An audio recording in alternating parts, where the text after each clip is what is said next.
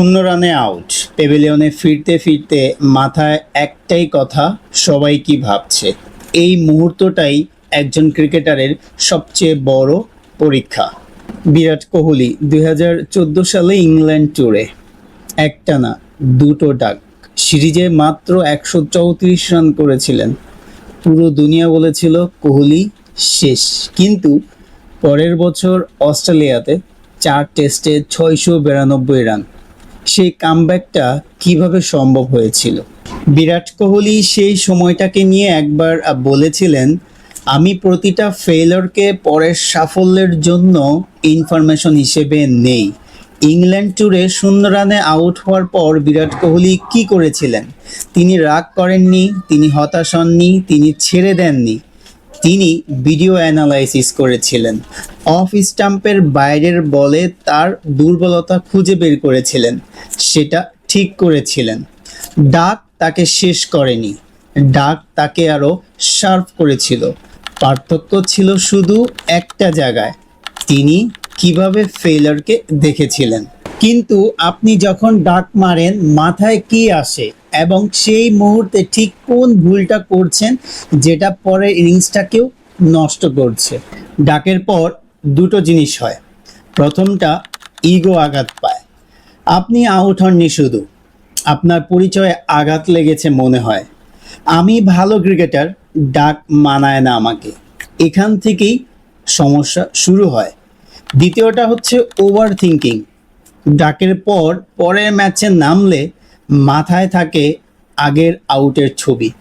সেই ছবি দেখতে দেখতে পরের বল দেখাই হয় না। এটাকে বলে মিস্টেক হ্যাংওভার।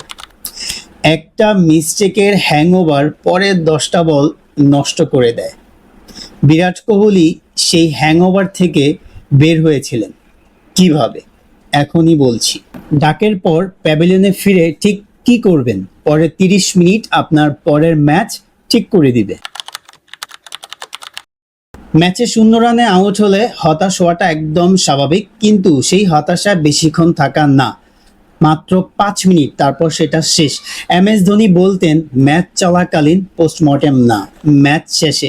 আপনাকেও বলছি, ম্যাচ চলাকালীন সময়ে সেই শূন্য রানে আউট হওয়া নিয়ে পোস্টমর্টেম করে ফেলবেন না, সেটা ম্যাচ শেষে করবেন। তাহলে আপনি এই সমস্যা থেকে বের হতে পারবেন।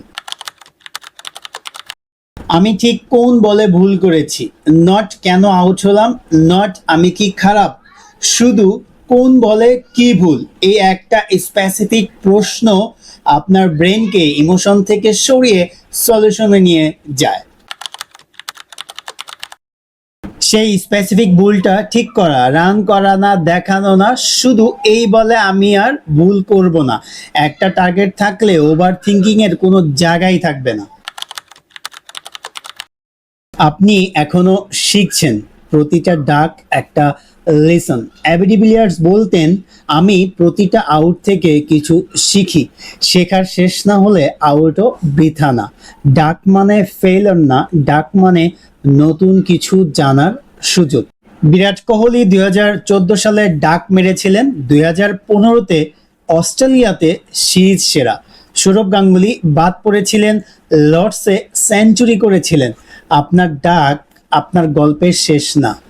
পরের ম্যাচে যখন নামবেন মনে রাখুন একটাই কথা, আগের আউট চলে গেছে, এখন নতুন ইনিংস, এটুকুই।